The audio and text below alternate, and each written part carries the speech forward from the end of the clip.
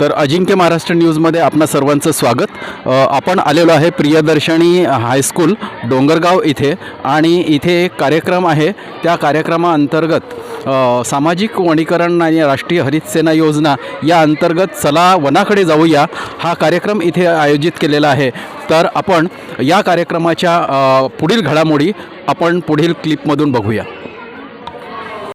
आपण आलेलो आहे प्रियदर्शनी हायस्कूल डोंगरगाव इथे आणि यांनी जे पाणी वेस्ट होतं त्या पाण्याचा रियूज करून इथे पालेभाज्या विद्यार्थ्याच्या मदतीने वेगवेगळ्या पद्धतीच्या पालेभाज्या इथं पिकवलेल्या आहेत आणि याचा खिचडीसाठी आणि बाकी इतर याच्यासाठी एक यामुळे विद्यार्थ्यांमध्ये श्रमसंस्कार जी आहे ही भावना रुजते।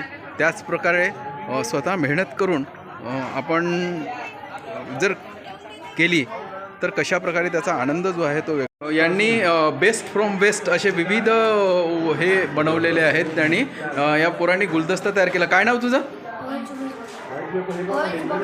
अंश बकाल। इकडे ही मुलगी आहे, या पोरीने पण सुंदर असं गुलदस्ता पेपर वेट काय आहे बॉटल नाही त्या काय बनवलं ते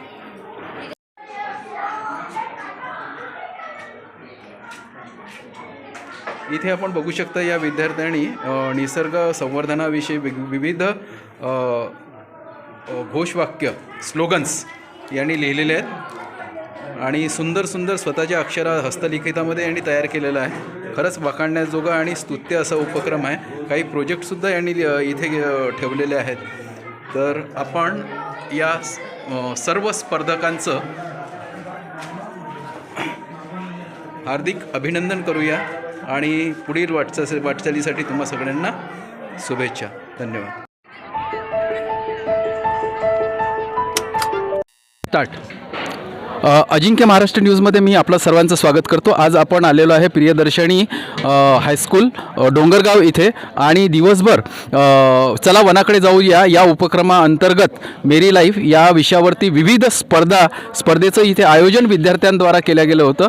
त्या सर्वात फॉरेस्टचे मारबते सर, मेश्राम सर, रागोडते सर आणि शाळेचे मुख्याध्यापक सन्माननीय नागपुरे सर यांनी विशेष सहकार्य केलं आणि कार्यक्रमाचे यशस्वीतेसाठी कार्यालयातील शिक्षकांनी सुद्धा अथक परिश्रम केले। त्या सर्वांचं कौतुक आणि wish all the best for me Dongargaon प्रतिनिधी मधु आंबेकर।